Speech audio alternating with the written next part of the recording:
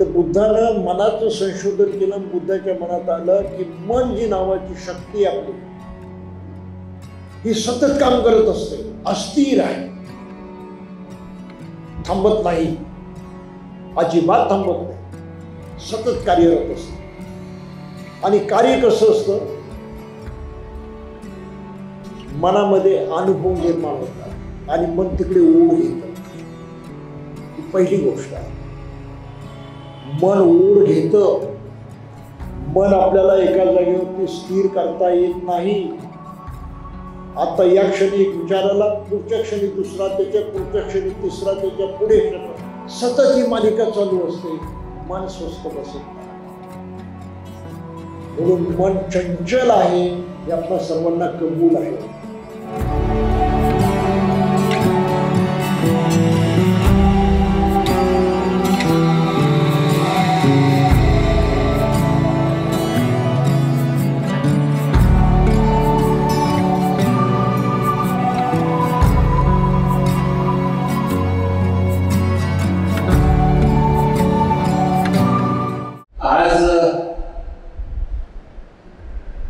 घरमध्ये आपण वंदनीय अंत्यजींच्या मुखातून बुद्धवाणी ऐकणार आहोत.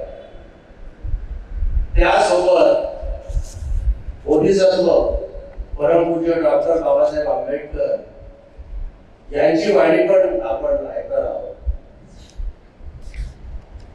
हा आजचा जो कार्यक्रम आहे हा अखिल नवी मुंबई संयुक्त नागरिक बुद्ध जयंती महोत्सव समितीतर्फे आयोजित करण्यात आलेला आहे.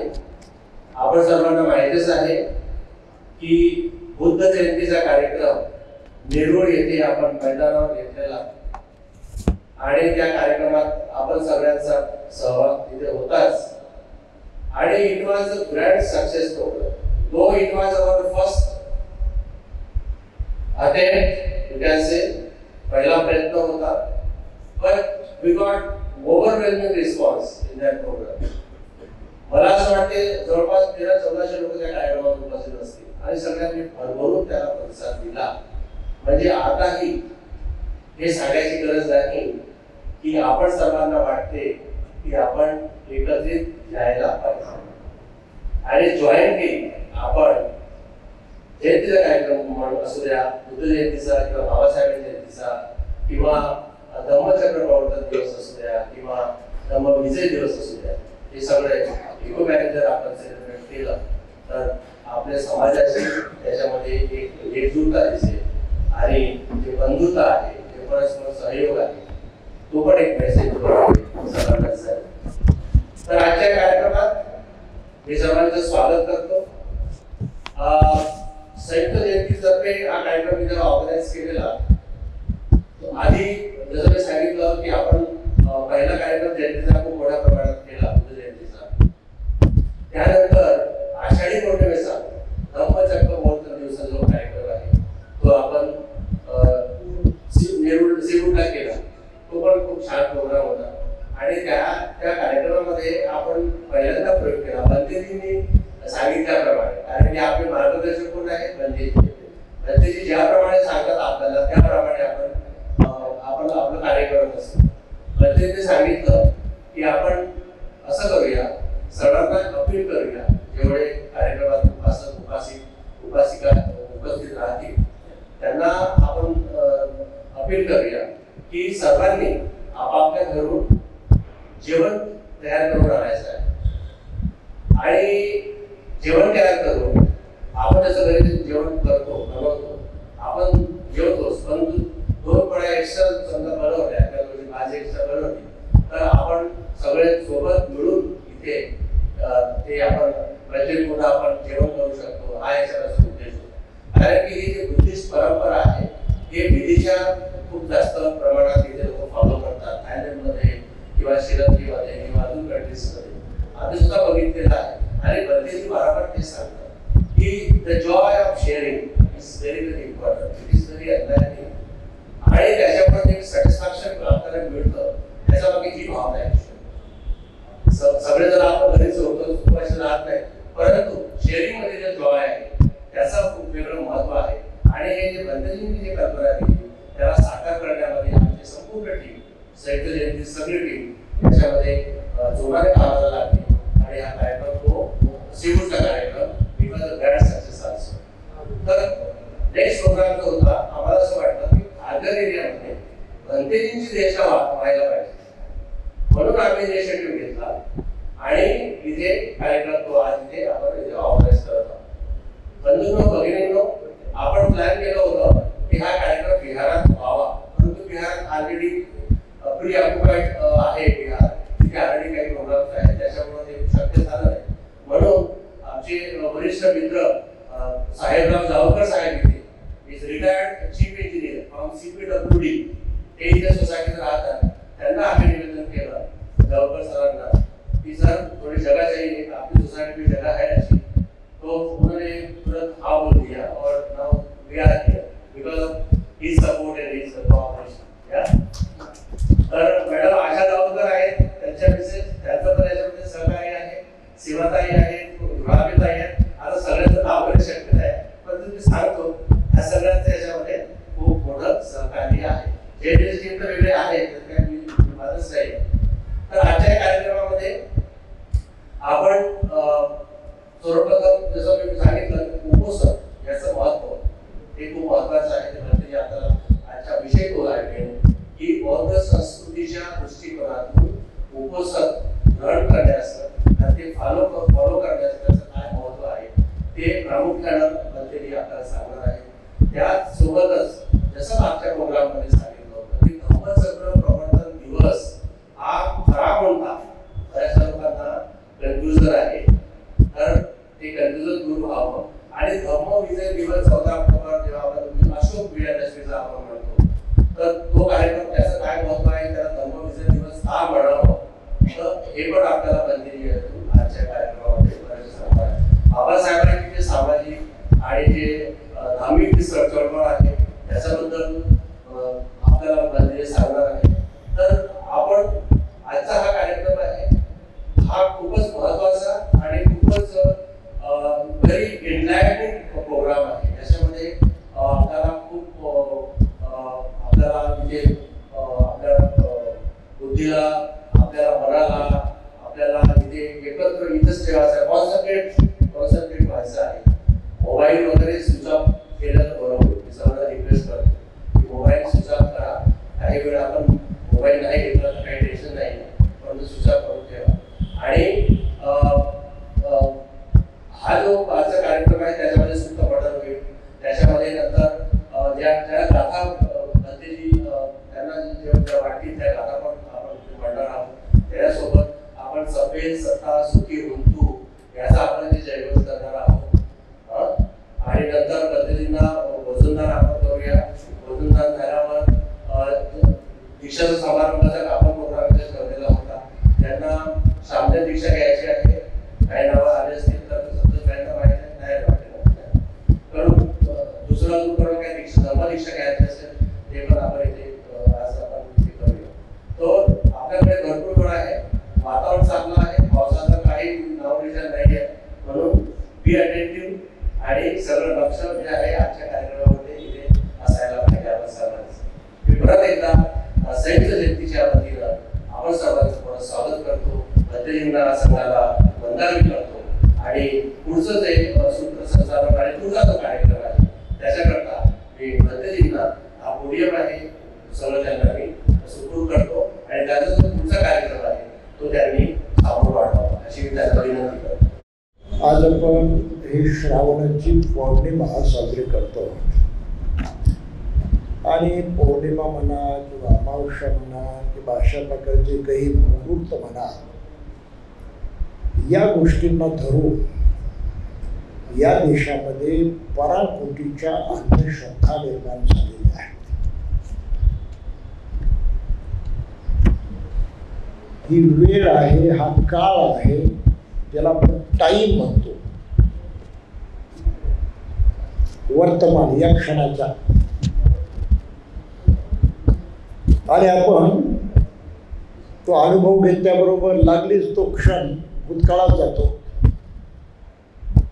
पुन्हा आपण वर्तमान काळात येतो. ते परत भूतकाळात जातं, पुन्हा वर्तमान काळात येतं. त्यामुळे शेवटी प्रत्येकाला वर्तमान काळामध्येच जगावं लागतं. भूतकाळ त्याच्या कामाचा नाही. आणि म्हणून कुठल्याही वेळेला खास महत्व नाही. सर्व वेळ एकसारखा, सर्व काळ एकसारखा. म्हणून ही वेळ पवित्र, हा दिवस पवित्र, तो अपवित्र, ही भानगड कधी असतच नाही निसर्गामध्ये. परंतु दिवसांना महत्व देऊन माणसानं मुहूर्त निर्माण केले आणि त्या मुहूर्ताचा तो गुलाम होऊन बसला. आज हा कार्यक्रम करायचा कशासाठी? पौर्णिमा नावाचा दिवस आहे, त्याला आपण पौर्णिमा म्हणतो म्हणून करायचं. हे चूक आहे. आज आम्हाला वेळ आहे काहीतरी आचरण करण्याचा, धर्म शिकण्याचा, काही चांगलं करण्याचा, म्हणून तो वेळ आम्हाला कामी लावायचा, या उद्देशानं कार्यक्रम होतात. ते केले पाहिजे. त्याचा हा मुहूर्ताशी काहीही संबंध नाही, गोष्ट लक्षात घ्या. या आणि मुहूर्तबाजीनं या देशाचं पराकोटीचं नुकसान केलेलं आहे. जगामध्ये कुठेही लोक मुहूर्त पाळत नाहीत. इंग्लिश लोकांच्या मध्ये मुहूर्त नसतात, अमेरिकन लोकांच्या मध्ये मुहूर्त नसतात, चीनी जपानी लोकांच्या मध्ये मुहूर्त नसतात. हे लक्षात येतं? ती गडबड फक्त या देशामध्ये झालेली आहे. आणि मुहूर्त हा लोकांना बनवाबनवी करून स्वतःच्या कमाईचा, स्वतःच्या फायद्याचा धंदा बनलेला आहे. ही भारतातली सर्वात मोठी भयंकर गोष्ट आहे. म्हणून बौद्धही पौर्णिमा साजरी करतात का? तर मग त्या दिवशी सारे बौद्ध पंडित, सारे धर्मोपदेशक काय सांगतात? आजची श्रावणी पौर्णिमा. मग या दिवशी बुद्धाच्या जीवनात असं घडलं, बुद्धानं असं केलं, ते अमक्याचं तसं झालं, ह्या घटना झाल्या, हा सारा इतिहास झाला. तो पुढे मांडला की आजची पौर्णिमेची, ह्या कार्यक्रमाची समाप्ती झाली. आहे ना भानगडी? आम्ही पौर्णिमा का करतो? त्या दिवसाचं काय महत्त्व आहे, काय घडलं, फक्त तो इतिहास रिपीट करतो, यापेक्षा काही नाही. गोष्ट ऐकवतो, कहाणी ऐकतो, इतिहास ऐकतो, प्रश्न संपला. काही लक्षात येतं? अशा प्रकारे आपण हे कार्यक्रम करत असल्यामुळं त्याचा आपल्याला कोणाला काही लाभ झाला नाही. म्हणून बौद्ध परंपरा अशी आहे की त्या काळामध्ये अमावस्या, पौर्णिमा, अष्टमी, 2 अष्टमी, शुक्ल आणि कृष्ण, हे त्या काळामध्ये आठवड्याचे सुट्टीचे दिवस होते. आज जसा रविवार आहे, सुट्टीचे दिवस होते. आणि सुट्टीचे दिवस असल्यामुळं माणसाला वेळ असायचा धम्म शिकण्यासाठी, आणखी काही करण्यासाठी. बाकीच्या दररोजच्या रुटीन कटकटी तिथे नसायच्या. आणि म्हणून त्या दिवशी घटना घडला, इतिहास घडला, तो इतिहास आपल्या पुढे येतो. आपण त्या इतिहासाला धरून ठेवला आहे. परंतु तो सुट्टीचा दिवस होता, त्या दिवशी लोक काय करत होते, कशासाठी करत होते, हे मात्र आपण सोडून दिलं. हे लक्षात आलं? आपणाला म्हणून त्या इतिहासाची फारशी फिकीर करण्याचं कारण नाही, विचार करण्याचं कारण नाही. आज सुट्टी आहे आम्हाला, आज वेळ आहे आम्हाला, आणि त्या दृष्टीनं आम्ही आमच्या जीवनाचं अधिकही बरं वाईट करू शकतो का? जे बुद्धानं सांगितलेलं आहे त्याचा काही विचार करू शकतो का? त्याचा काही लाभ घेऊ शकतो का? त्या दृष्टीनं काही आपल्या पदरात पडून घेऊ शकतो का? याचा विचार करणं म्हणजे हे कार्यक्रम साजरे करणे.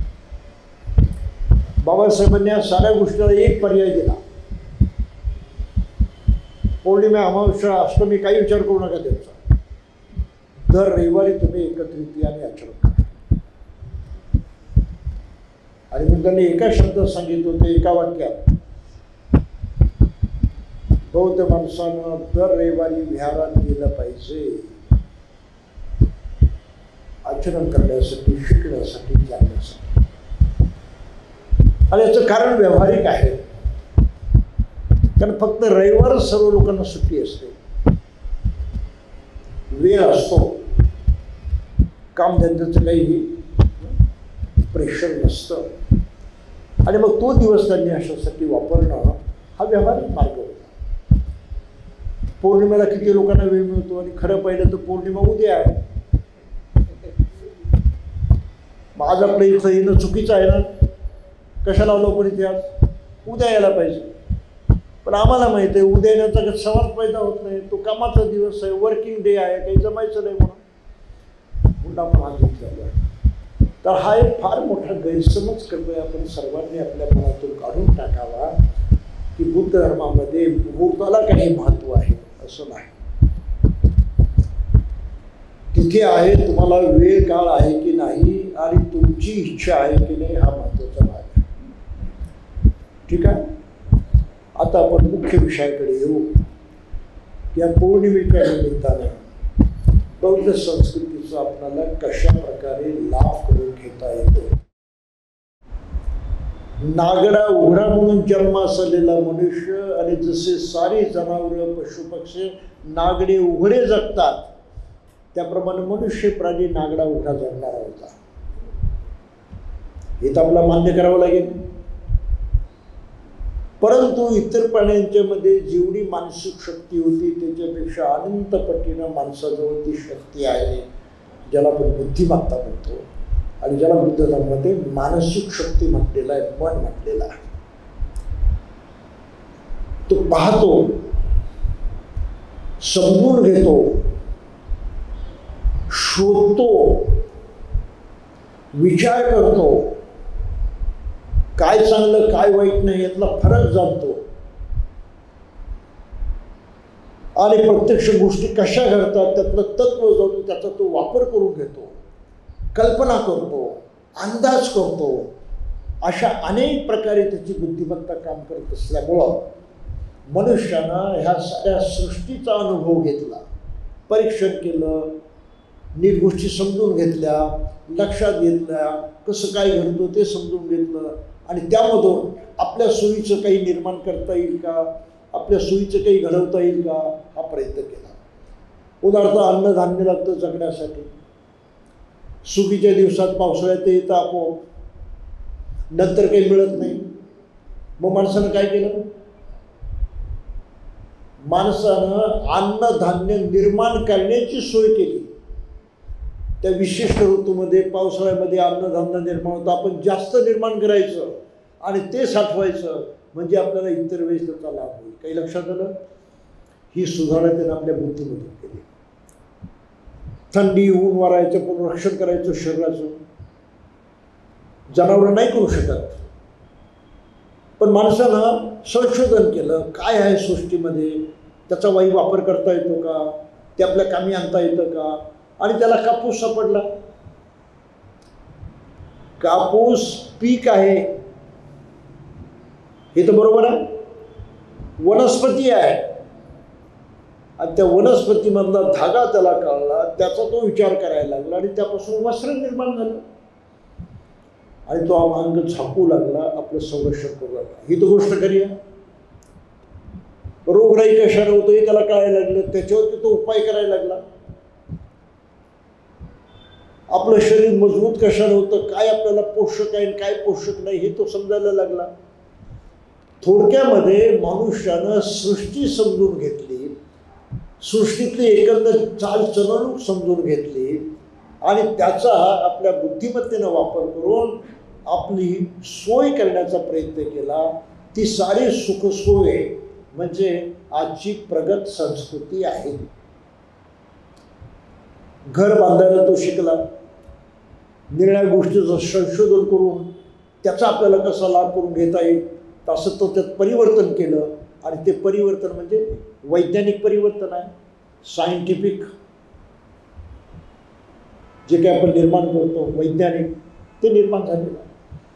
तर माणसानं शेवटी आपल्या बुद्धीचा वापर करून हे निर्माण केले. कशासाठी केलं हा मुख्य प्रश्न आहे. केलं सुखासाठी.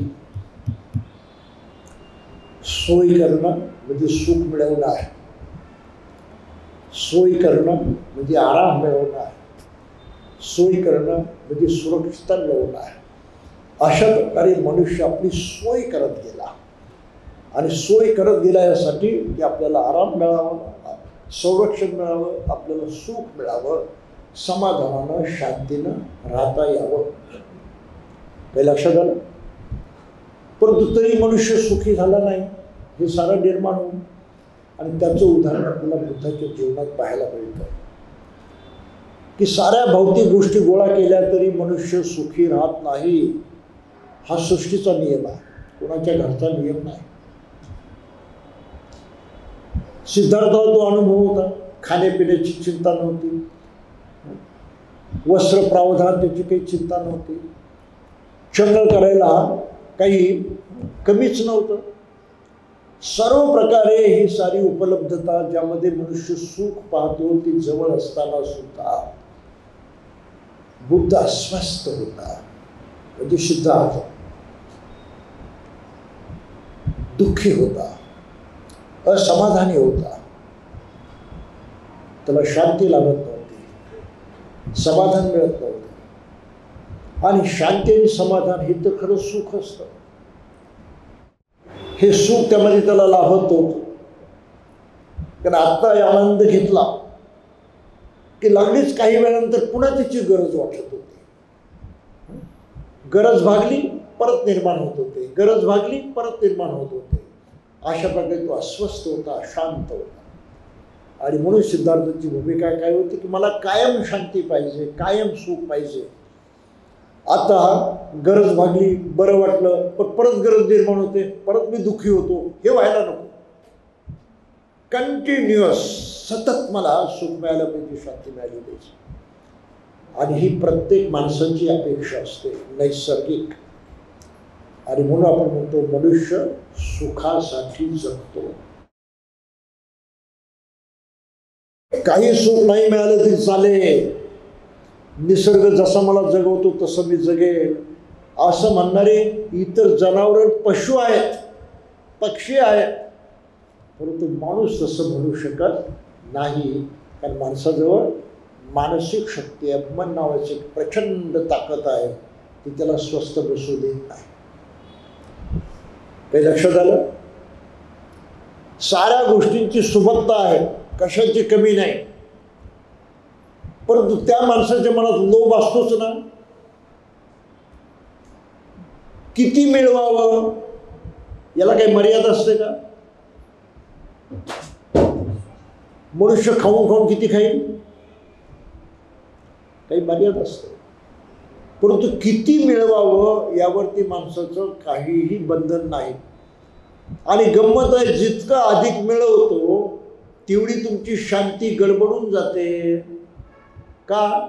आता मिळवलं आहे, त्याचं संरक्षण केलं पाहिजे, त्याची व्यवस्था केली पाहिजे, काही नुकसान होऊ नये म्हणून पाहिलं पाहिजे.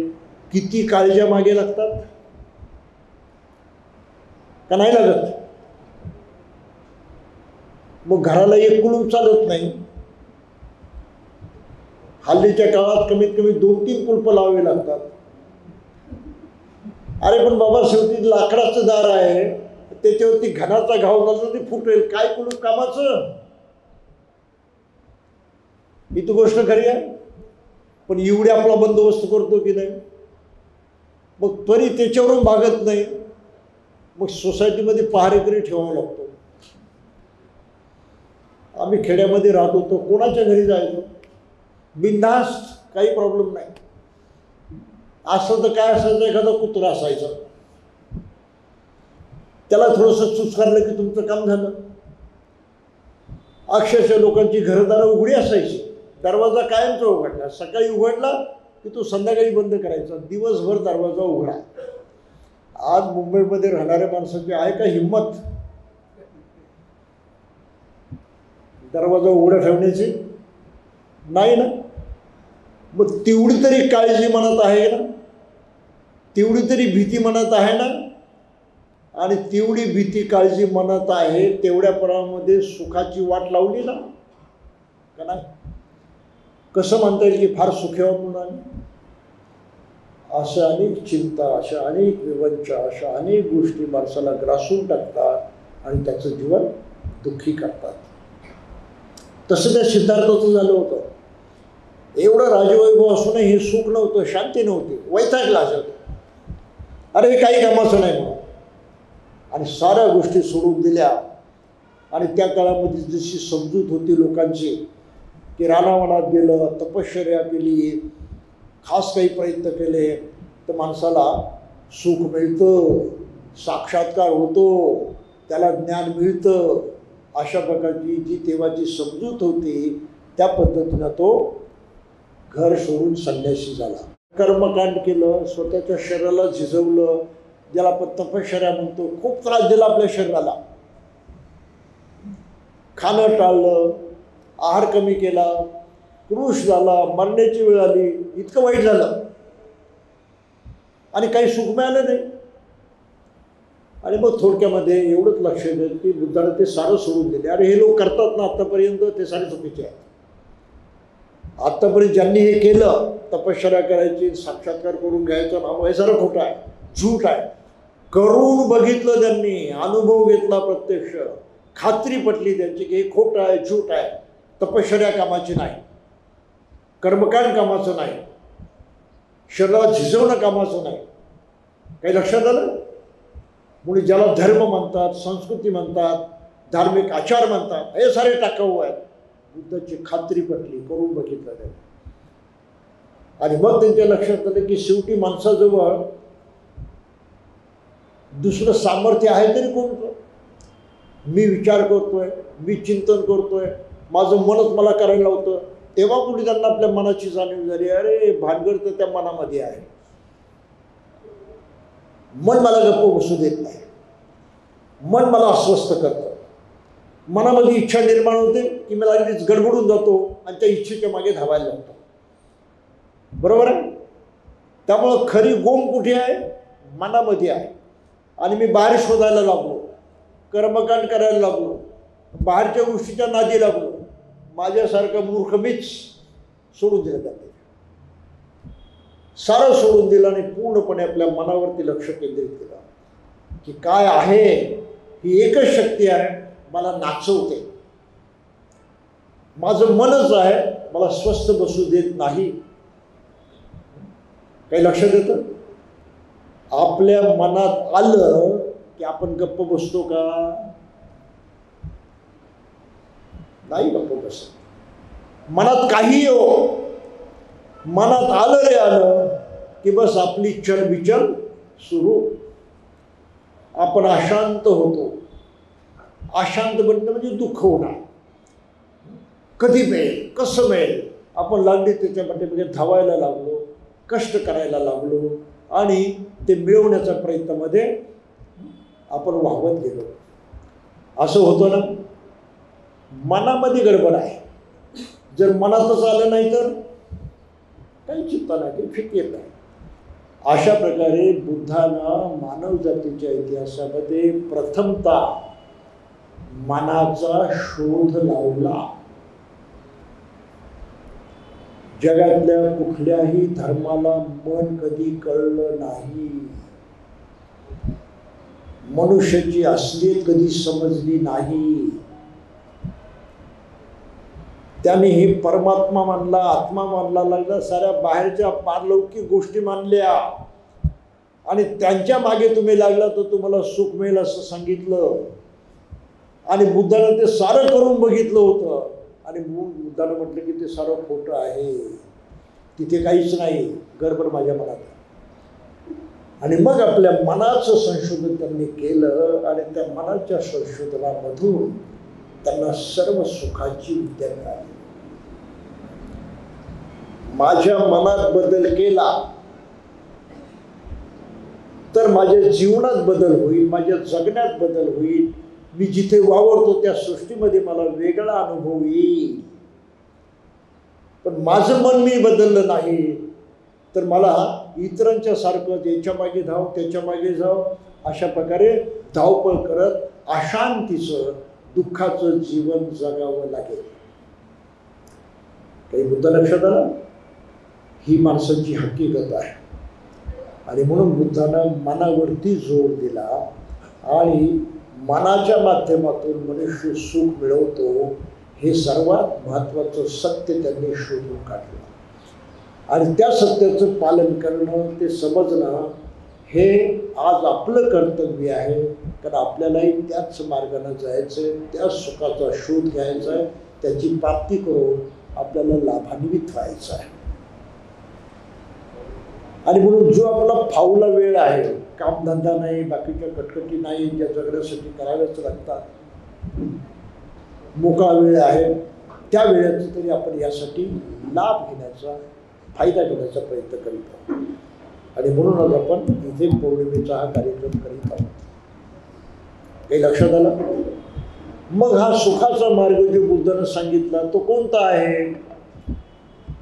तर बुद्धानं मनाचं संशोधन केलं. बुद्धाच्या मनात आलं की मन जी नावाची शक्ती आपली ही सतत काम करत असते, अस्थिर आहे, थांबत नाही, अजिबात थांबत नाही, सतत कार्यरत असते. आणि कार्य कसं असतं? मनामध्ये अनुभव निर्माण होतात आणि मन तिकडे ओढ घेतं. ही पहिली गोष्ट आहे. मन ओढ घेतं. मन आपल्याला एका जागेवरती स्थिर करता येत नाही. आता या क्षणी एक विचार आला, पुढच्या क्षणी दुसरा, त्याच्या पुढच्या क्षणी तिसरा, त्याच्या पुढे सतत ही मालिका चालू असते. मन स्वस्थ बसत नाही. म्हणून मन चंचल आहे हे आपल्या सर्वांना कबूल आहे. आहे ना चंचल? त्या बहिणाबाई चौधरीनं म्हटलं, मन वढाळ वढाळ. मन हे वढाळ आहे, ओढणार आहे. तर ही आपली मनाची प्रवृत्ती, मन ओढलं जातं, खेचलं जातं, तिकडे वेधलं जातं. ही चंचलता म्हणायची आहे. आणि त्या चंचलतेमुळे आपण कुठल्याही गोष्टीवरती आपली शक्ती एकाग्र करू शकत नाही.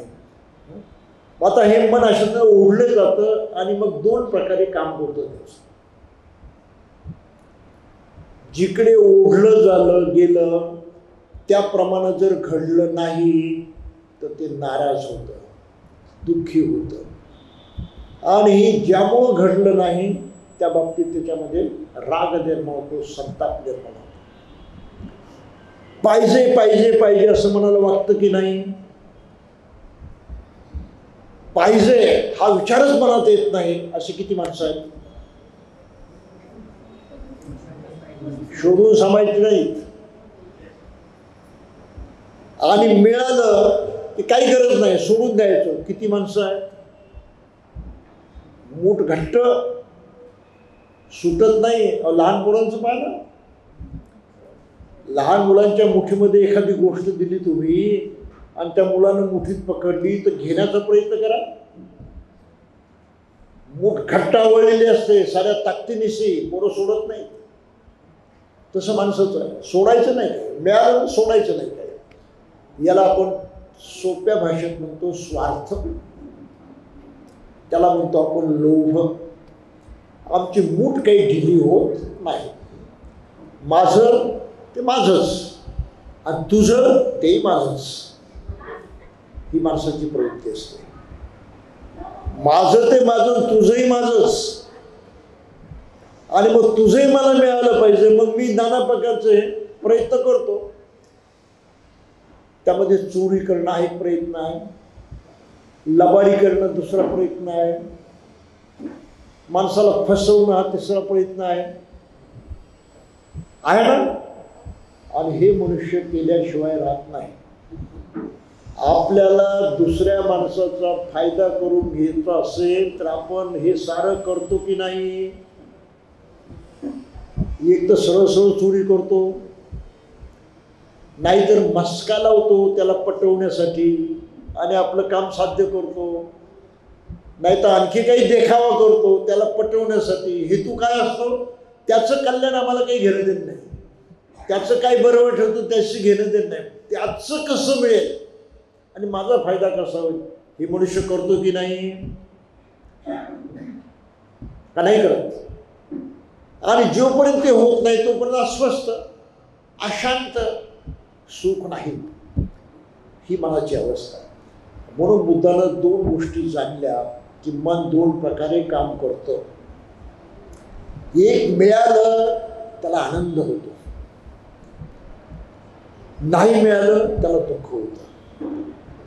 मिळाल्याच्या प्रती तो आकर्षित होतो, नाही मिळालं त्याला टाळतो किंवा त्याचा नाश करण्याचा प्रयत्न करतो.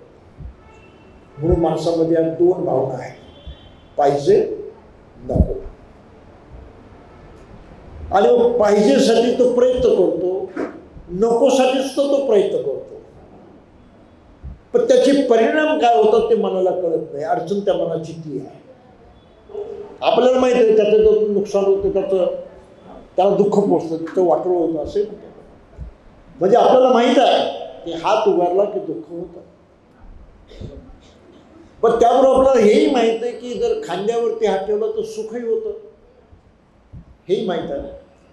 मग हे 2 गोष्टी आपल्याला माहीत आहे की आपल्या हातामुळं सुखही निर्माण होतं, दुःखही निर्माण होतं. मनुष्य घेतो का लक्षात? अजिबात लक्षात घेत नाही. मी अपमान केला, कोणाला शिवी दिली, दुःख निर्माण होतं, गोड बोललो सुख निर्माण होतं, कळतं आपल्याला, परंतु आपण त्याची दखल घेत नाही. मनात येतो तसे विचार, राग आला दुःख निर्माण होतं, प्रेमाची भावना निर्माण झाली सुख निर्माण होतं, कळतं आपल्याला, पण आपण त्याचा विचार करत नाही. आणि बुद्धानं नेमकं यावरती बोट ठेवलेलं आहे की तुमचं मन जसं काम करतं ती प्रक्रिया लक्षात घ्या आणि तुमच्या मनाचा तुम्हाला वापर करता येऊ शकतो का. तर मनाजवळ एक शक्ती आहे, करायचं की नाही हे ठरवण्याची आहे ना. प्रत्येक माणसामध्ये शक्ती. करायचं की नाही कोण ठरवतं? आपण ठरवू शकतो. आपल्या मनाचा वापर करायचा की नाही आपण ठरवू शकतो. ही माणसाची सर्वात मोठी ताकद आहे, सर्वात मोठी शक्ती. आणि बुद्धानं तो वापर कसा करायचा हे शिकवलं. आणि त्या वापरामध्ये पहिली गोष्ट सांगितली, परिणामांचा विचार कर. ज्यातून दुःख पण निर्माण होतं, परिणाम दुःखामध्ये होतो, ते करायचं थांबव. ज्याचा परिणाम सुखात होतो ते करायचं प्रयत्न कर. जर ज्याचा परिणाम सुखात होतो असं करण्याचा प्रयत्न केला तर कायम सुख राहील, सुखामध्ये अंतर पडणार नाही.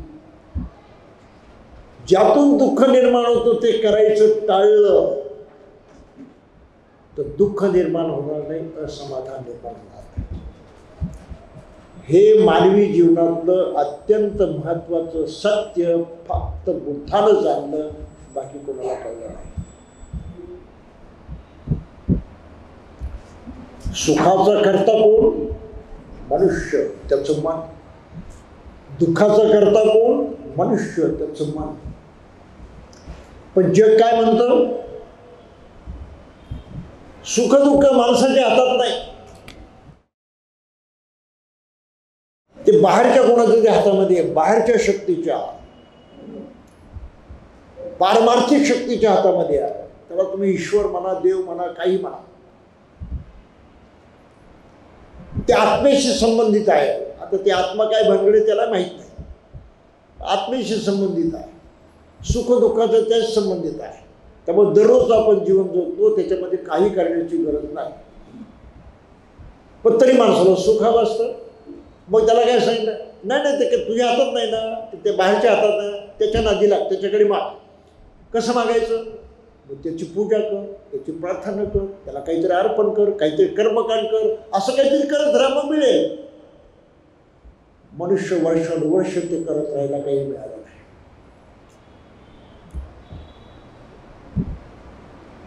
खरी गोमाया आपल्या मनामध्ये. आग लागली इथे आणि मी विझवायला लागलो बाहेर. काही लक्षात आलं? हे सत्य बुद्धानं जाणलं आणि माणसाला सांगितलं की सारं काही तुझं मनच आहे, सुख दुःख तिथेच आहे, तूच करू शकतो. ती ताकद फक्त तुझ्या हातात आहे, बाहेर कोणाच्या हातामध्ये नाही.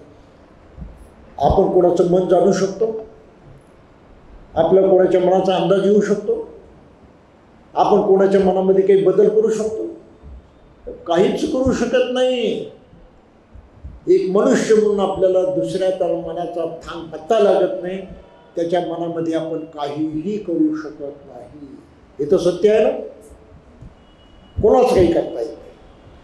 परंतु ज्याचं त्याला करता येतं की नाही. तुम्हाला राग आला, मग रागाच्या भरात वागायचं की रागाच्या भरात काही करायचं नाही, हे ठरवण्याचा अधिकार कोणाचा? आपला स्वतः. मला राग आलाय, मी काही करणार नाही, गप्प बसलो. रागाचा क्षण उसरून गेला, माझ्या हातून काही घडलं नाही, शांती कायम राहिली, दुःख निर्माण झालं नाही. परंतु रागाच्या भरामध्ये मी कोणाच्या तोंडात मारली की सिलसिला सुरू झाला. तुम्ही त्याच्या तोंडात मारली म्हणून तो काही गप्प बसणार आहे का? दांडगट असेल तर तुम्हाला एक नाही 2 झापरा मारायला. त्यातूनही फार रागीत असेल तर तुम्हाला पायाखाली तोडवेल. किती दुःख झालं तुम्हाला, तर झालंच झालं, त्यालाही दुःख झालं. थांबलं का तिथे? पुढे 5-10 वर्षांनंतर तो तुम्हाला भेटला, कुठे दिसला, काय वाटतं? अरे हाच तो ज्यानं मला मारलं. दुःख आहे ना. 5-10 वर्ष डोक्यात साठवून ठेवलं नाही, सेफ डिपॉझिटमध्ये ठेवलं. काय ठेवलं? दुःख. चांगली वस्तू आहे ठेवायची, योग्य वस्तूवर ठेवायची. पण अशा कितीतरी गोष्टी आम्ही आमच्या मनामध्ये ठेवलेल्या असतात आणि त्याची आठवण आली की पुन्हा आपलं मन तसंच दुःखी होतं, आपल्याला असंतुष्टी वाटते. गोष्ट खरी आहे ना. म्हणजे दुःख आम्ही जपतो, सेफ डिपॉझिट व्हॉटमध्ये ठेवतो, सोडत नाही. आणि बुद्धानं तेच सांगितलं की हेच लक्षात घ्या.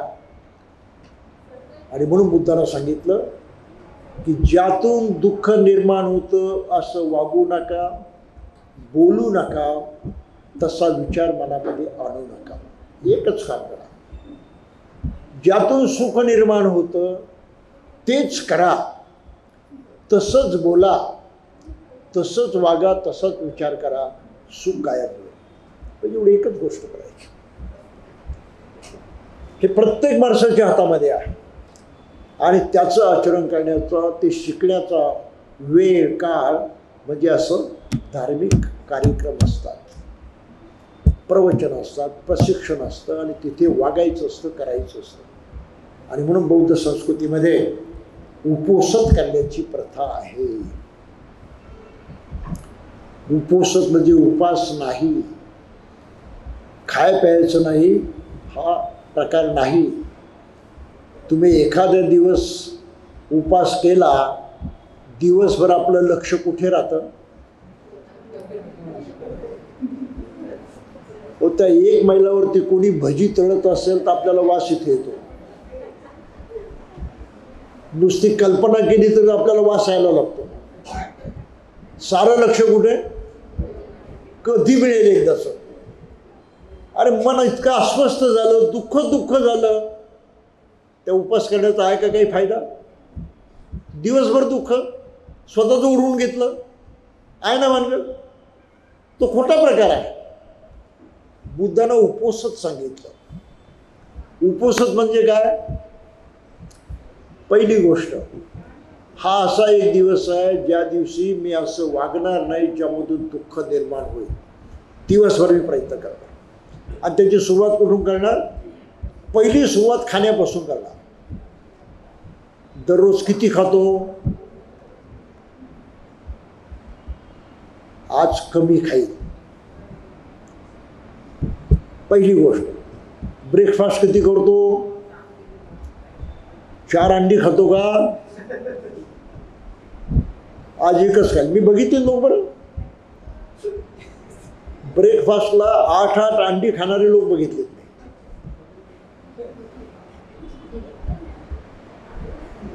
आहेत काही बहादर असे लोक.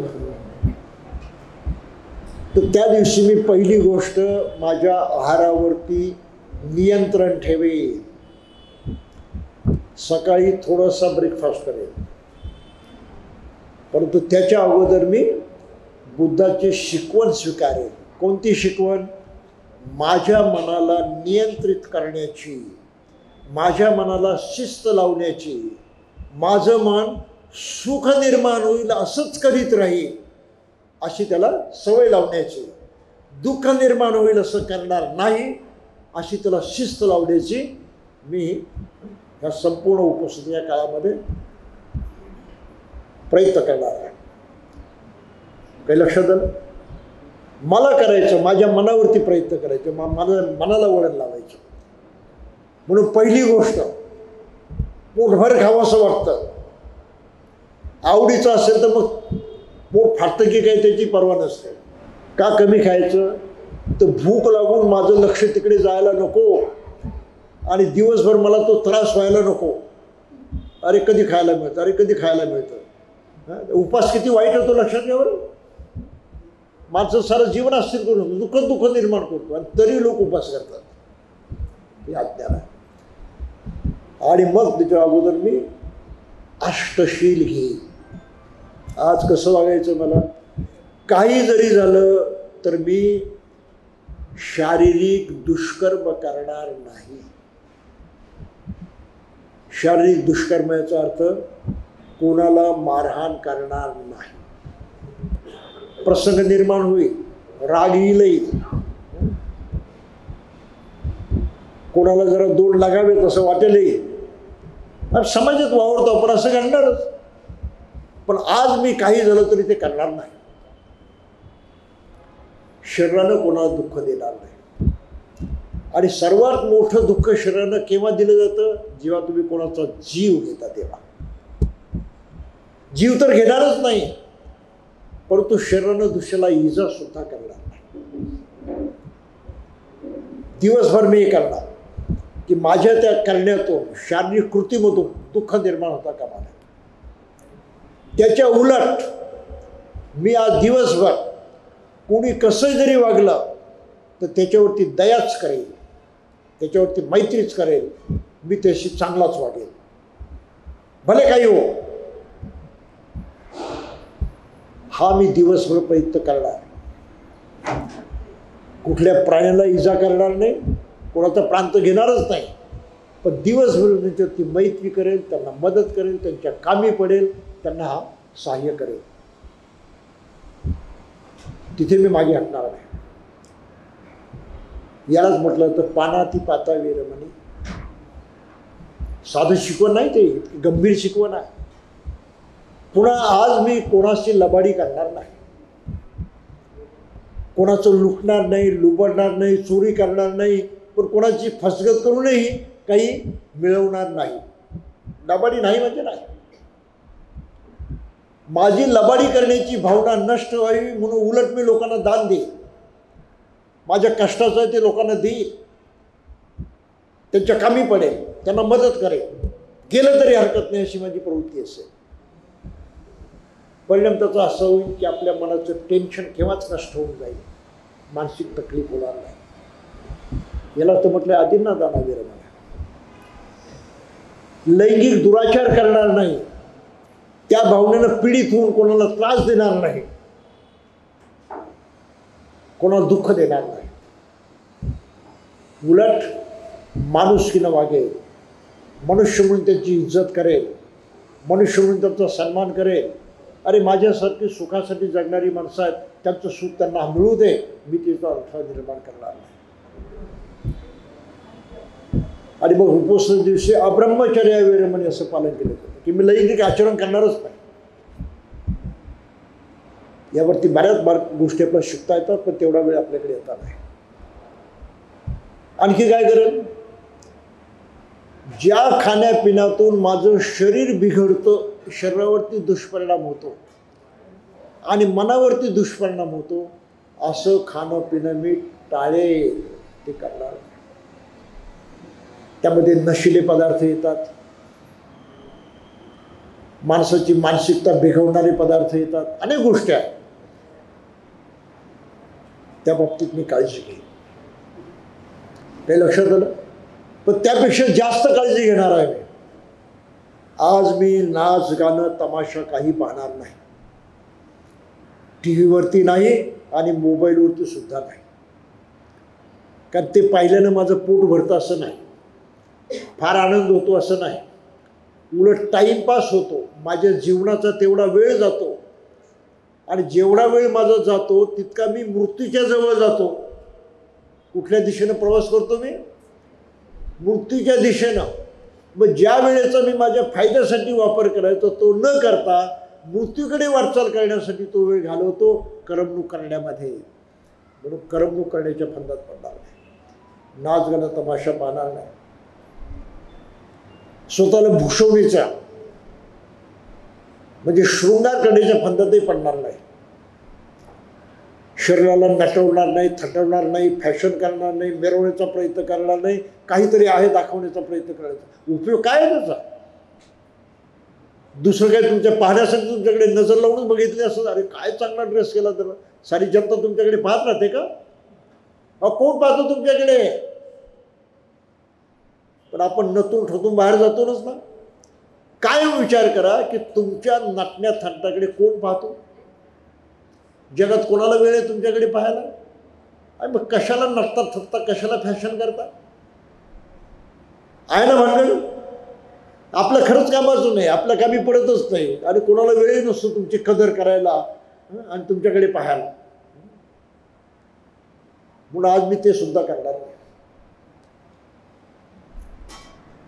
एकदा जेवेन दुपारी आणि तेही पोटाचे 4 भाग करेल, त्यातला 1 भाग खाली ठेवेल आणि फक्त 3 भागापुरतं जेवेल. पोटभर जेवणार नाही. दररोज मी 2 पोळ्या खात असेल तर 1च खाईल, फार तर 1.5 खाईल, पण 2 खाणार नाही. दुपारी एकदा जेवायचं, संध्याकाळी जेवण करणार नाही. पण भूक लागू नये म्हणून काहीतरी फळ खाईल, काहीतरी रस घेईल किंवा गरज पडली तर थोडासा अल्पोपहार करेल, पण पूर्ण जेवण करणार नाही. दिवसभर जर आपण केलं तर त्याचे 3 फायदे आपल्याला येतात. आपल्याला दिवसभर शारीरिकदृष्ट्या हलकं फुलकं वाटतं. हा शारीरिकदृष्ट्या पहिला लाभ आहे. शरीर जड झाल्यासारखं वाटत नाही, सुस्त झाल्यासारखं वाटत नाही, आपल्याला हलकं फुलकं वाटतं. करून पहा. एक लाईटनेस आपल्या शरीरामध्ये निर्माण होतो.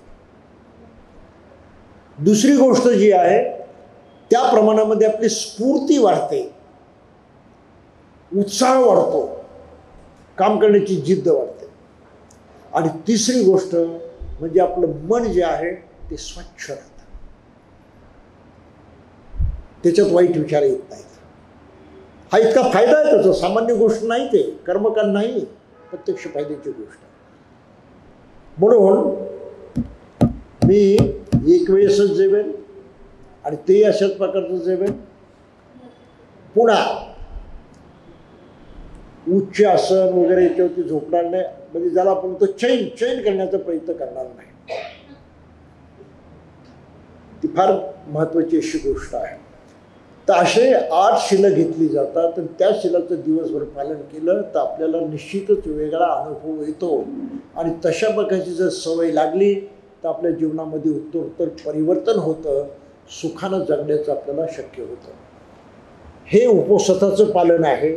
म्हणून या दिवशी उपवास ग्रहण केलं जातं आणि 8 शिलांचं जागरूकपणे पालन करायचं असा प्रयत्न केला जातो. हे पालन केलं तर सुख आपल्याला इथे मिळतं, आत्ता या क्षणी मिळतं, आपल्या जीवनामध्ये परिवर्तन होतं, शांती समाधान लाभतं. आत्ता इथे आपल्या हातात आहे, आपल्या मुठीत आहे. पण जर केलं नाही तर कधीच मिळायचं नाही. तुम्ही बाहेर जाऊन पूजा अर्चा करा, काही उपयोग नाही. त्याचा कर्मकांड झालं ते मन सुधारत नाही. आणि खरं रहस्य आपल्या मनामध्ये. म्हणून मनात परिवर्तन होण्यासाठी उपवासाचं व्रत हे पाळणं अतिशय महत्त्वाचं आहे. आणि भिक्खूंना ते जीवनभर पाळायचं असतं. भिक्षूंना कोणती व्रत हेच आहेत, उपवासच आहे, जीवनभर उपवास करायचं. म्हणून भिक्षू दिवसातून एकदा जेवतात, संध्याकाळी जेवत नाहीत. पुन्हा दिवसभर आपल्या हातून नकारात्मक कार्य होता कामा नये, आपण असं कर्म करता कामा नये की ज्यामधून दुःख निर्माण होईल, त्याबद्दल सावध राहतात. मारहाण करायची नाही. भिक्षू काही मारामारी करत नाहीत, कोणी करत असतील नाही असं नाही काही, पण ते मारामारी करणार नाहीत. निषिद्ध आहे. दुसऱ्याला तोंडात मारली म्हणून हा त्याच्या तोंडात मारणार नाही. आपण काय म्हणू, हे असं कसं काय, त्याला एक दिली तर आपण दोन द्यायला पाहिजे. गंमत आहे बरं. कोणी भिक्षूच्या तोंडात मारली तर भिक्षू तो अन्याय मानत नाही, तो त्याला दया समजतो. उलट आहे. दया कशी समजतो, त्या तोंडात मारणाऱ्याला राग आलेला आहे, त्याची मानसिकता बिघडलेली आहे, त्या मानसिकतेतून त्याला मुक्त होता येत नाही, म्हणून त्यानं माझ्या तोंडात मारलेली आहे, त्याचा राग प्रगट केलेला आहे. काही लक्षात आलं? बरं, माझ्या तोंडात मारली म्हणून माझं नुकसान काय झालं? काही नुकसान झालंय का? हा, थोडा शरीराला त्रास झाला, विशेष गोष्ट नाही. ती व्यवहारामध्ये होतं, धक्काबुक्की होतेच ना. मग धक्का लागल्यावरती आपण म्हणतो का कोणी तोंडात मारली म्हणून? नाही, तसं त्यानं धक्का मारला. मग याचा परिणाम काय होतो की ज्या माणसानं तोंडात मारली त्याची परत तोंडात मारण्याची हिंमत होत नाही. खरं आहे? पण त्यानं तोंडात मारली, तुम्हीही त्याच्या तोंडात मारली तर काय होतं? मग दोघे हातगाडीवरतीच येतात. मारामारी करण्यामध्ये दुःखच दुःख, त्यालाही दुःख आपल्यालाही दुःख. परंतु त्यानं तोंडात मारली, तुम्ही ती सहन केली, त्याचा राग कमी होतो, तो जागेवरती येतो, तो सुधारतो, तुमचं काहीही नुकसान होत नाही. भिक्खू जीवन जे अवघड आहे ते यासाठी अवघड आहे. म्हणून आपण आपल्या घरामध्ये, आपल्या परिवारामध्ये, आपल्या मित्रमंडळीमध्ये, नातेवाईकांच्यामध्ये काही गोष्टींचं भान ठेवलं पाहिजे. ती सवय आपल्याला लागायची असेल तर उपवासाचं पालन करायला शिकलं पाहिजे. आपण प्रतिज्ञा करायची की माझ्या नातेवाईकांच्या मध्ये, माझ्या घरामध्ये मी कोणावरती हात उगारणार नाही, भले काही हो. कुटुंबामध्ये कोणावरती हात उगारणार नाही, नातेवाईकांच्या मध्ये कोणावरती हात उगारणार नाही. हात उगारण्याची वेळ येते ना का नाही येत? हात उगारण्याची वेळ येते की नाही? पण नाही करणार. पहिली गोष्ट, काही हो, नाही करणार म्हणजे नाही करणार. दुसरी गोष्ट, मी कोणाचाही अपमान करणार नाही. काही हो, शिवी तर देणारच नाही, पण तो अपमान सुद्धा करणार नाही. गप्प राहील. कुणी माझा अपमान केला, मी गप्प राहील, काही प्रतिकार करणार नाही, पण मी स्वतः अपमान करणार नाही. तुमचं असं वागणं आहे असं इतरांना जेव्हा कळतं, समजतं, ते तुमच्या संपर्कात येतात, तेव्हा त्यांना सावधपणे वागण्याची अक्कल येते. काही लक्षात येतं? अरे मी अमुक माणसाच्या संपर्कात आहे, तिथे असं वागून काही चालत नाही. अक्कल कोणाला येते? त्याला येते. माणसं सुधारतात तुमच्यामुळं, तुम्ही काही करत नाही, पण तुमच्या त्या सवयी बघून समोरचा मनुष्य तो जागेवरती येतो, तो सुधारता. साधी गोष्ट आहे का? तो तुमच्याशी वाईट वागू शकत नाही. तुमचा आदर केल्याशिवाय त्याला पर्यायच नाही, तो तुमची किंमतच करणार. म्हणून आपली जगानं किंमत करावी असं जर आपल्याला वाटत असेल तर आपल्या वागण्यात एवढी दुरुस्ती केली, आपली किंमत झाली. आपल्या वागण्यात ही दुरुस्ती केली नाही, कोणी किंमत करणार नाही. काही लक्षात येत ना? आणि माणसाची किंमत झाली तर त्याला बरं वाटतं, त्याला सुख होतं. आणि किंमत केली नाही तर त्याला दुःख होतं. कोणी बोलो न बोलो तरी नुसत्याच्या जाणीवेनं अरे आपल्याला कोणी विचारत नाही, दुःख होतं की नाही. परंतु कोणी आपल्याकडे आलं आणि तोंड भरून आपण त्याचं स्वागत केलं तर सुख होतं की नाही. मग त्याला स्वागत करण्याची इच्छा व्हावी असं त्याच्यावरती आपलं इम्प्रेशन पाहिजे की नाही. आपला प्रभाव त्याच्यावरती पाहिजे की त्याला वाटलं पाहिजे की आपण स्वागत करावं म्हणून. तो प्रभाव अशा पद्धतीने निर्माण होतो.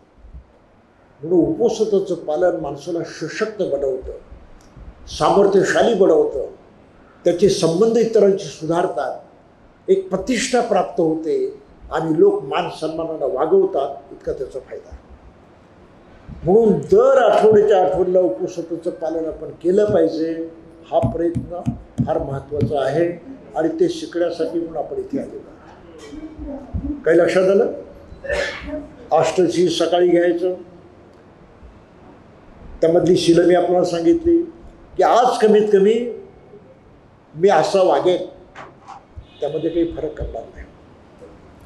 आणि असं केलं तर उत्तरोत्तर माझी सवय बदलेल आणि माझं वागणं त्या पद्धतीचंच कायमचं झालं तर माझ्या संपर्क करणाऱ्या प्रत्येक माणसाला सुखही मिळेल आणि ते माझ्याशी सन्मानानं वागतील. तेवढ्या प्रमाणामध्ये मला शांती मिळणार आहे, मला समाधान वाटणार आहे, मला आनंद होणार आहे. म्हणून जिवंतपणे जीवात जीव असताना सुख आणि शांती मिळवण्याचा हा एकमात्र मार्ग आहे. शिलांचं आचरण, अष्टशिलांचं आचरण आणि त्याचं प्रॅक्टिस करणं हा त्यातला महत्त्वाचा भाग आहे. त्यातले मग शेवटचे 2 मुद्दे आहेत की त्या दिवशी आपण एकत्रित आलं पाहिजे. एकमेकाची ऊर्जा एकमेकाला लाभते, त्यातून प्रेरणा लाभते, उत्साह लाभतो, थोडी हिंमत येते. म्हणून एकत्रित येण्याची सवय लागली पाहिजे. एकत्रित आलं तर मैत्री वाढते, आपुलकी वाढते, माणुसकी वाढते. ऑनलाईनवरती वाढत नाही बरं. हल्ली ऑनलाईनचा फार मोठा जमाना झालेला आहे. सारंच काय ऑनलाईन. आज जे करायचं तेवढंच करा ऑनलाईन. तुम्ही काही कोणाशी ऑनलाईन प्रेम करणार आहात का?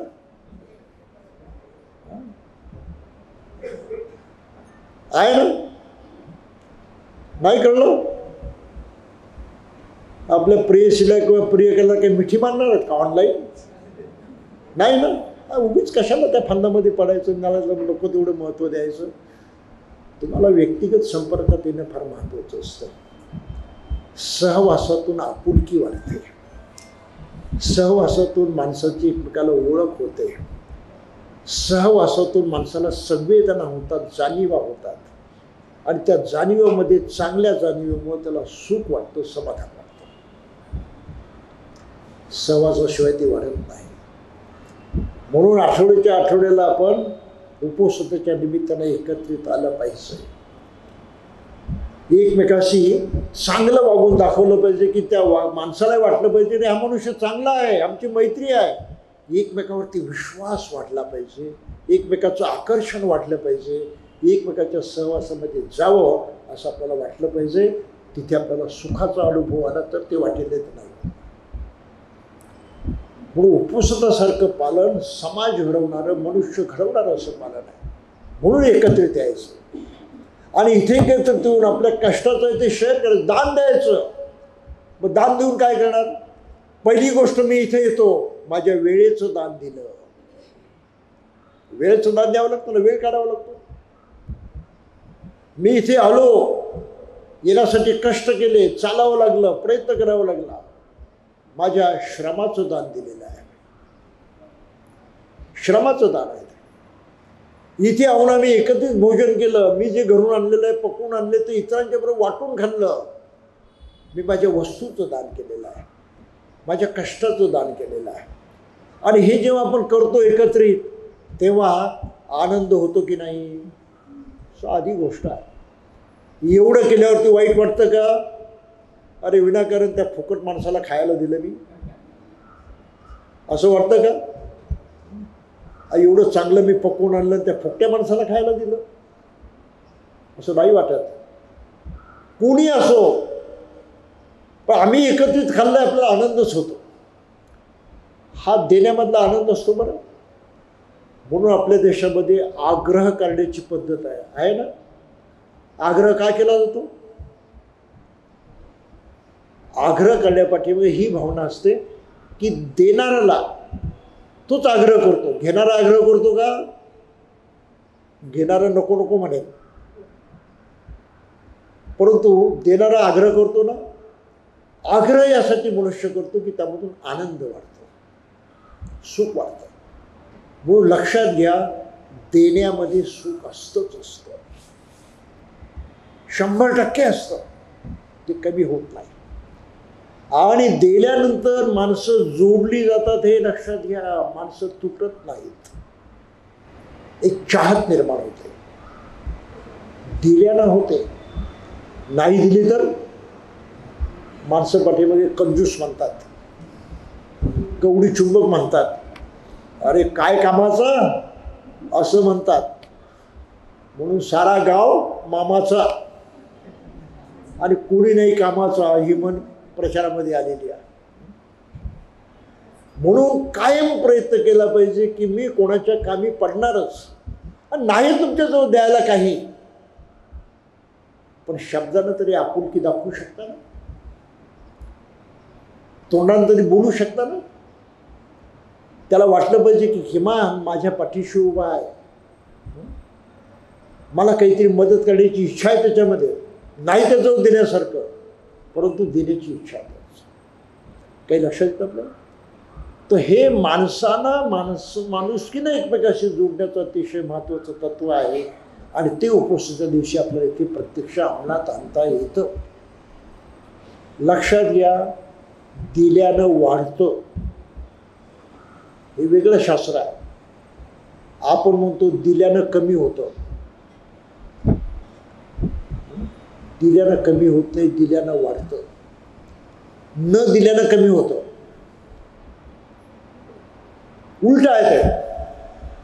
तुम्ही दिलंच नाही, साठवत राहिला तर लक्षात घ्या, चिंता वाढतात की नाही, काळजी वाढते की नाही, अरे कुणी चोरील की काय याची भीती वाटते की नाही, कुणी काही फसवेल याचा हा धोका वाटतो की नाही. अरे किती दुःख वाढलं, दिलं नाही म्हणून वाढलं. अनुभव आहे प्रत्यक्ष. अडाणी अंबानीला काही काही दुःख नसतील का? किती टेन्शन असतं डोक्यावरती, एवढं कसं सांभाळायचं, उद्या काही चिराचिर झाली तर, आणि बांगलादेशसारखं काही घडलं तर, आहे ना भीती. शांती नाही, समाधान नाही, भीतीपोटी जगता तुम्ही. अरे किती प्रदर्शन कराल, त्या प्रदर्शनाला काडीची किंमत नाही. हातावरून घेऊन खाल्लं, समाधान त्या खाण्याचं असतं. सोन्याच्या ताटात खाल्लं, समाधानात काही फरक पडतो का?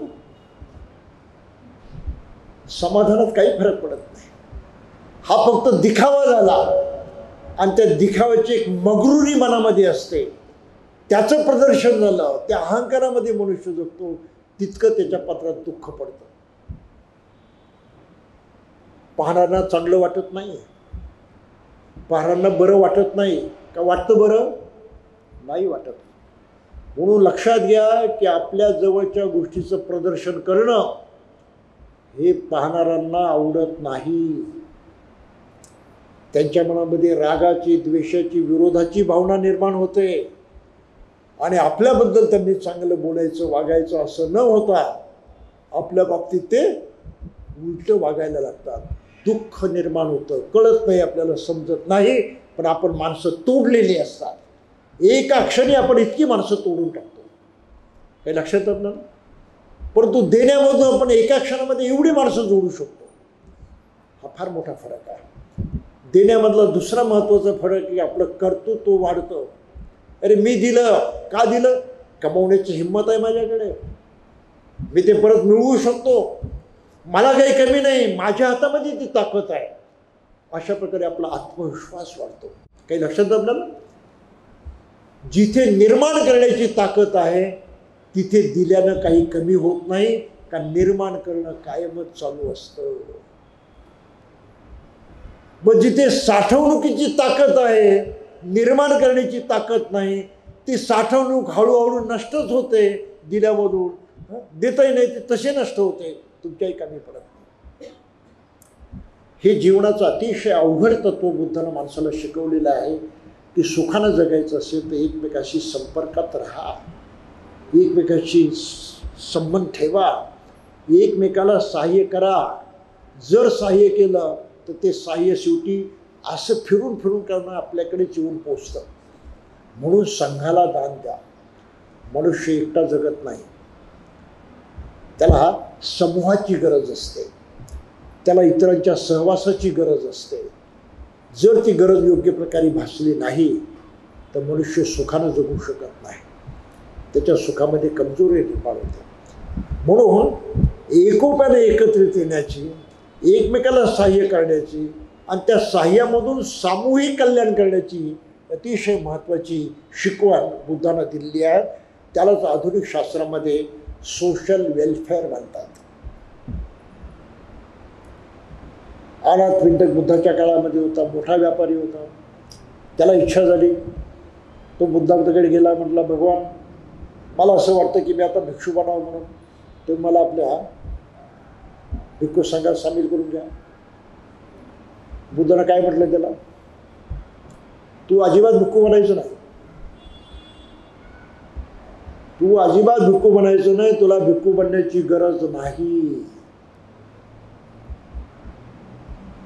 उलट तू भिक्खू बनला तर नुकसान होईल.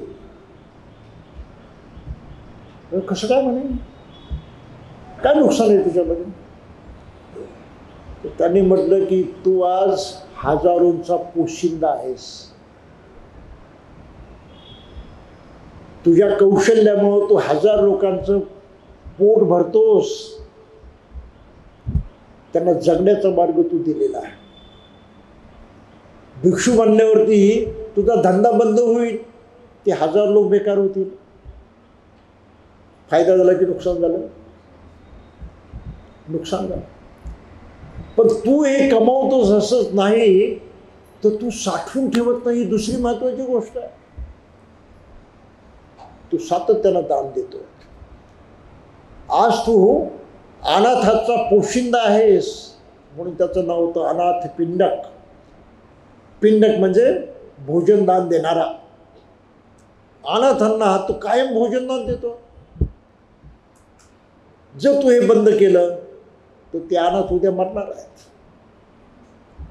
आज तू इतकं पुण्य करतो आहेस, आज तू इतकं सुखाचं जीवन जगतोय की तुझ्याबद्दल वाईट प्रशब्द काढण्याची ह्या साऱ्या जनमानसामध्ये कोणाची हिंमत नाही.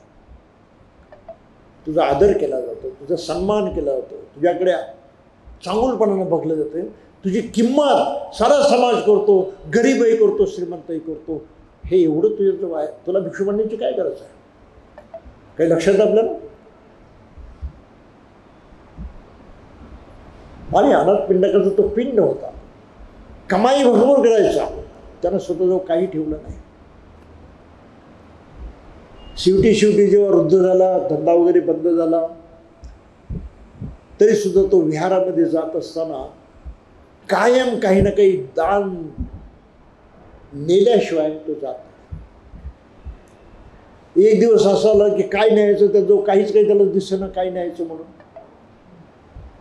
त्याने आपल्या अंगणामधली मुठभर माती घेतली आणि ती माती घेऊन विहारामध्ये गेला आणि विहाराच्या प्रांगणामध्ये ती टाकली. दान दिल्याशिवाय विहारात जायचंच नाही.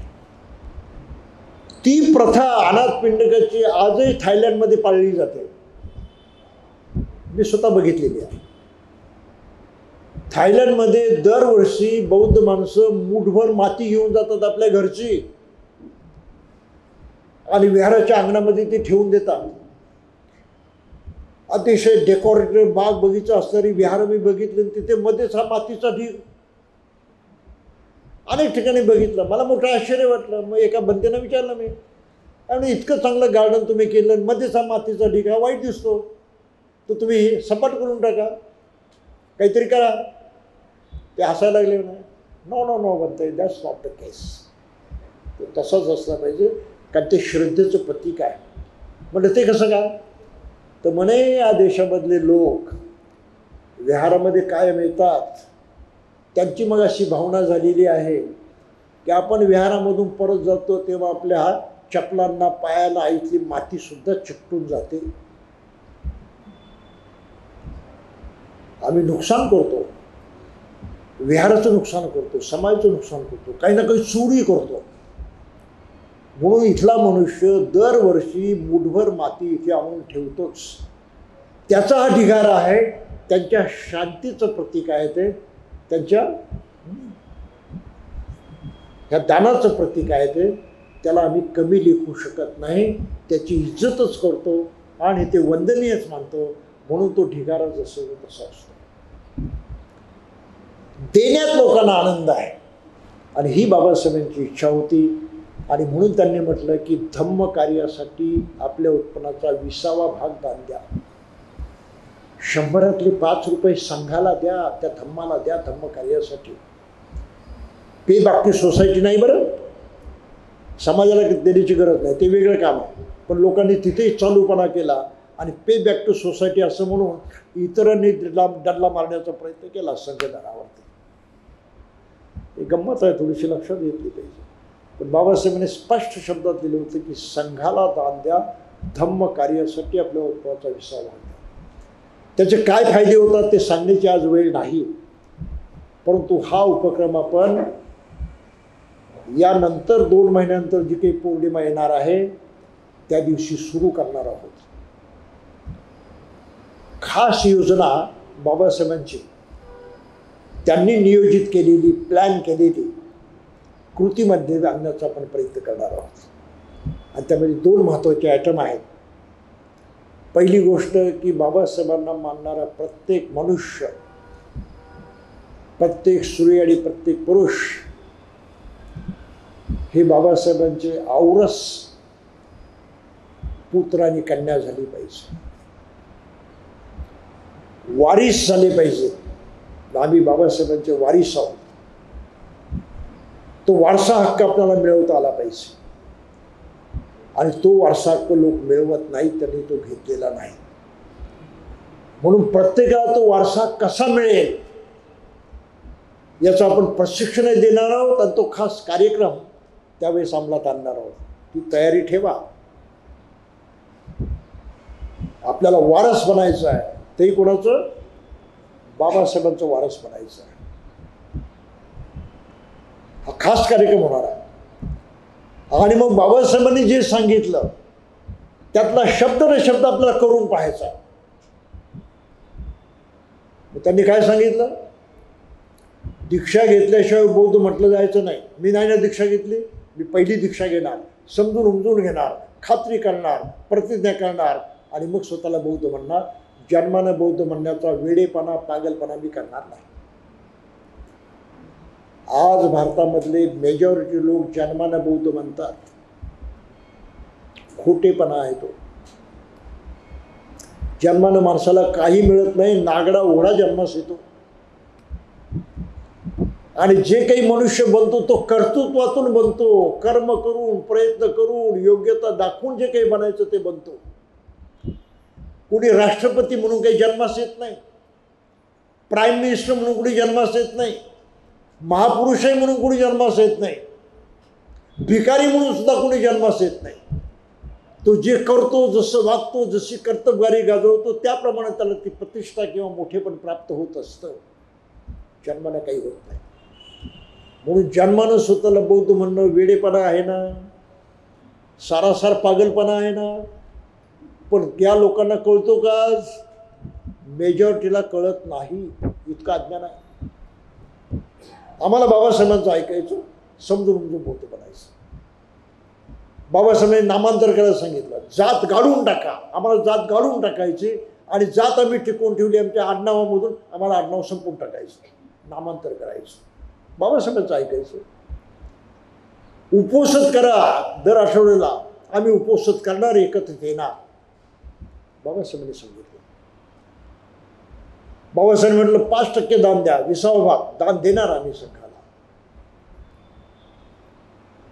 काही लक्षात.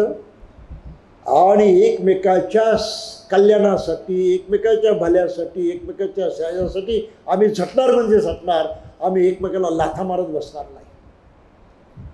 म्हणून आम्ही एकच असो, त्यामध्ये दुफळी असणार नाही, गटबाजी असणार नाही, तुझं माझं असणार नाही. ते आम्ही सर्व बंद करू. बाबासाहेबांनी म्हटलं संघटित व्हा. आणि त्या संघाचा आदर्श म्हणजे भिक्खू संघ आम्ही आमच्या पुढे त्यांनी उभा केला. आम्ही त्याचं अनुसरण करणार. तर अशा प्रकारे ही खास शिकवण घेण्यासाठी आणि बाबासाहेबांचे प्रत्यक्ष औरस पुत्र वारस बनण्यासाठी आपल्याला 2 महिन्यानंतर एक खास कार्यक्रम घ्यायचा. खास दीक्षेचा कार्यक्रम होईल, प्रशिक्षणसुद्धा होईल. त्यासाठी आपण तयारी ठेवावी असं मला वाटतं आहे. इतिहासामध्ये प्रथमतः हे घडतं आहे. बाबासाहेब गेल्यानंतर त्यांच्या कार्याला अशा प्रकारे कोणी हात घातलेला नाही. ते प्रथमतः घडत आहे. तर त्याचाही आपण विशेष विचार करावा असं मला वाटतं आहे. आणि आज आपण मग याच्या पुढचा कार्यक्रम उपोषिताचं महत्त्व लक्षात घेणं हेच आपलं लक्ष महत्त्वाचं होतं. आपण सर्वांनी उपोषित करण्याचा प्रयत्न करावा. लोक शिकवतील, शिकवणारे कार्यकर्ते आपल्याकडे, त्यांच्यापासून आपण शिकावं. आणि आपल्या घरामध्ये मुलाबाळासकट उपोषिताचं प्रचलन सुरू करावं. प्रत्येक बौद्ध घरामध्ये उपोषिताचं पालन झालं पाहिजे. प्रत्येक, तर स्वतःला बौद्ध म्हणा, नाही तर म्हणू नका बौद्ध. त्याप्रमाणे वागायचं नाही, करायचं नाही. तर कशाला उगीच आपण ते लेबल तरी लावून घ्यायचं. आणि जर आपण हे केलं तर त्याचे काय फायदे होतील हे मी आज आपल्या पुढे मांडलेले आहे. की उपोषिताच्या आचरणामुळं माणसाचं चारित्र्य बदलून जातं, स्वभाव बदलून जातो, त्याचे आचार व्यवहार बदलून जातात आणि तो अधिक सुख शांतीनं जगू शकतो. एवढे सामर्थ्य आचरणामध्ये आहे. ते आपण लक्षात घेतलेलं आहे. ठीक आहे.